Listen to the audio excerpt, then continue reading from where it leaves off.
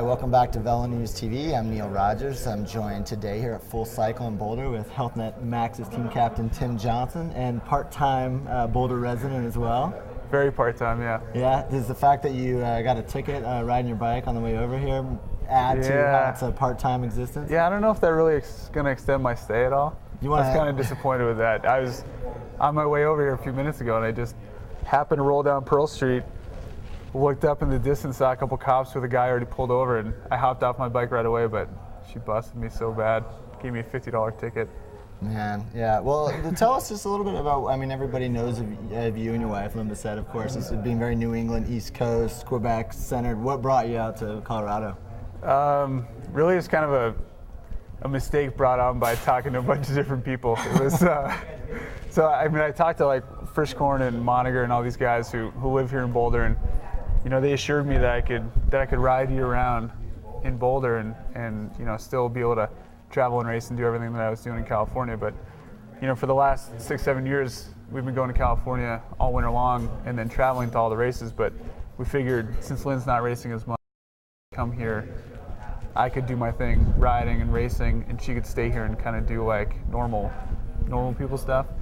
But it turned out to be the worst winter in 25 years, so it wasn't exactly the great decision. Hey, one of the things I wanted to ask you about was that last day at Redlands. I wasn't out there, but man, I wish I had been. It sounds like it was pretty epic. It was kind of a big throwdown between all the top domestic teams. Yeah, it was brutal. It was, for us in HealthNet Maxis, it's kind of our last chance to make something happen. We had a couple days where things didn't really pan out in the time trial in Oak Glen. We had a good crit, obviously with Rory winning, but going into Sunset, it was like, well, we don't have to defend. We have no responsibility other than to try and make the race really hard and treat it like a one-day race and win the race. And, for us, it was really important. So it was great. Right off the bat, we got Jeff and Rory in the big group up front. They had a minute and a half for a while. And we were just watching the BMC team kind of fall apart as they were trying to defend Moniger's lead. And did you expect that to happen? Did you think the BMC was going to struggle trying to? I was in that position last year, and for the riders that we had, it was unbelievably hard.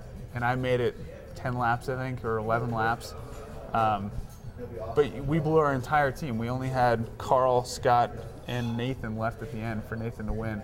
So we knew that the course was just going to tear up whatever team was on the front, no matter who it was, but especially a young team just coming together. So what we had to do is just help every other team in the race, tear them apart so that then the race could happen. And so once that group up front had a big gap with Rory and Jeff, I was kind of waiting to see what was going on, and we were counterattacking these attacks in the top of the climb to really make sure that the race was shattered. And so I counterattacked at the top, took Jason Donald and Christian Meyer with me, and we bridged the minute and a half gap. We were in between the two groups for a full lap and a half. Ouch. It hurt like hell, but it was so cool. It's just nice to be able to race again. And last year at that race, I was so unbelievably blown that I had no idea what it was like to actually be aggressive on that course. Right. But that course is awesome because every ounce of energy you put into it, you get right back.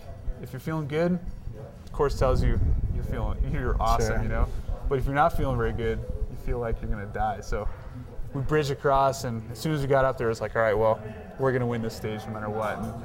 And if we can gain time, we can. But otherwise, we just want to win it. So the last couple laps of the crit circuit was awesome. Jeff took it the last lap, and then I took the last 2 corners, setting Rory up for the sprint, and then he just crushed it. It was perfect. I know you've ridden in the past as a teammate of Phil Zychek's, and probably done some training with him since he's out here in Boulder as well. It sounds like he really threw down on that last stage as well, bridging across to the front group. He was the next guy behind Bajadali and then attacking in the closing circuits. How about his ride? Well, I'm proud of Phil because it's really easy to just sit back and clock another top 10 in a big stage race in the U.S. instead of really throwing it on the line and trying to make it happen. And Baj was already up there, so Phil wasn't going to win the race unless he put himself in the position to win. So there was a lot of action behind us, and they got within 30 seconds on that lap that Phil bridged. All of a sudden I look back and there's Phil. It's like, hey, good job, man, that's awesome. And then it was up to him to try and drop Baj and Ben-Jacques Maine and I think not Anthony Colby. One of the other guys that was top 5. But yeah, I mean, it was just so cool to have the parity in the field really show itself. I mean, I think Redlands was the first race of the year where it was really like 5 different teams were up there at any one time really battling it out. And that hasn't happened for 5 years. That's why I say I'm sorry I missed that. Yeah, that's pretty cool actually. Yeah.